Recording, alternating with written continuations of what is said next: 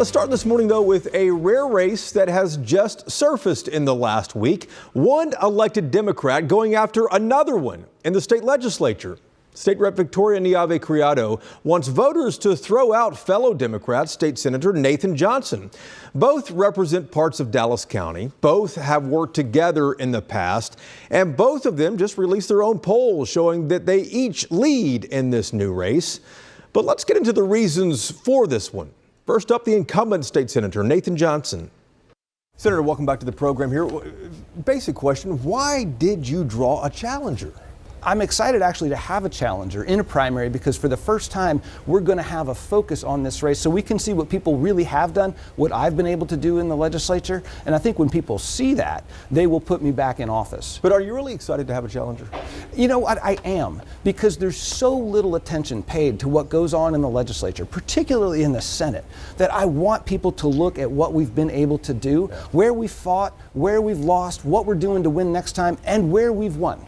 So when I ran for this office back in 2018, nobody thought that I could take out a Republican with a ton of money in a 30-year Republican seat, but I did. I beat him by 8 points by promising people that I would fight against the things that bring us down and work and achieve the things that lift us up. That's what I've been able to do. Every day I'm on the floor, I am in the face of the governor, the lieutenant governor, calling out the bad stuff that pulls us down clearly, effectively, but at the same time, my constituents and the people of the state need more than just words. They need results. Everybody in this state needs education. Everybody needs healthcare. Everybody needs electricity. On those three areas and many more, I've been able to deliver results. If you're a parent and your baby doesn't go deaf, it's going to be partly because of a bill I passed. If you've got power instead of being out power for 4 days, it's because I've been effective on the grid. If you've got emotional stability and funding and education, it's because of the work I've done in education. And Jason, you're wondering why I'm excited about a primary? Because finally, people are going to see that stuff. And it's going to make them fired up and feel good about what we're doing on the Democratic side. That's what I want to happen through this race. This isn't just any Democrat running against you. This is a fellow state legislator running against you, a Democrat, Victoria Niave Criado. You've worked with her on bills before. Have you two spoken about her running? We have not spoken about her running. I have passed bills for her. I'm shocked, frankly. On the values that we both profess, I've been consistent, whether you're talking about reproductive rights, where I have been a rock, or voting rights, or public education. I've been there even more often than she has. So I'm really quite shocked by it. It's disappointing because I think that we need to be effective in both chambers, and that it would be good for us to be able to work together rather than attack each other. But you know, everyone has a right to run, Jason. Everyone has a right to aspire to a different office. I'm just surprised by it because we have worked well together. I've worked very, very well with the entire House of Representatives. I passed a lot of their bills. I'm going to keep working well with the House of Representatives while I'm in there. One of the charges she levels against you, she says you're too timid. Yeah, What's your reaction? That's laughable. Anybody who has watched, in fact, I get in trouble in the Senate for being too outspoken. There's a reason Ken Paxton's legal team tried to kick me off the jury.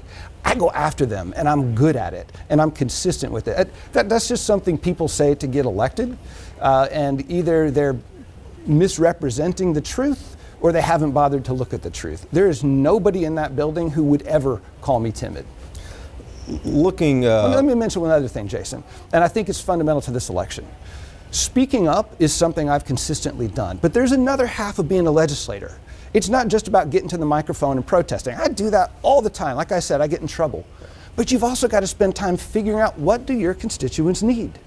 I passed almost 50 bills last session. I've passed probably 100 bills in 3 sessions. Little bills? They're not little bills. There's this faction in the Democratic Party that thinks that passing bills is somehow a sign of weakness. You have more money in the bank.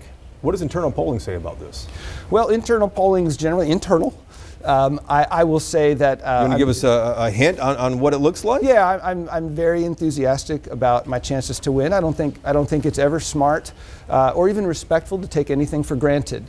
There are people who are going to vote for me. There's people who are going to vote for her, and I will represent everybody. I will represent everybody in both parties and within this party, because that's your job as a legislator. I don't begrudge people taking sides at this point, but I am confident that, and yes, I've looked at polling. When people understand the work that we're doing, they will send me back into office. And yes, our polling indicates that. Senator, thank you. Thank you, Jason. Good to be here.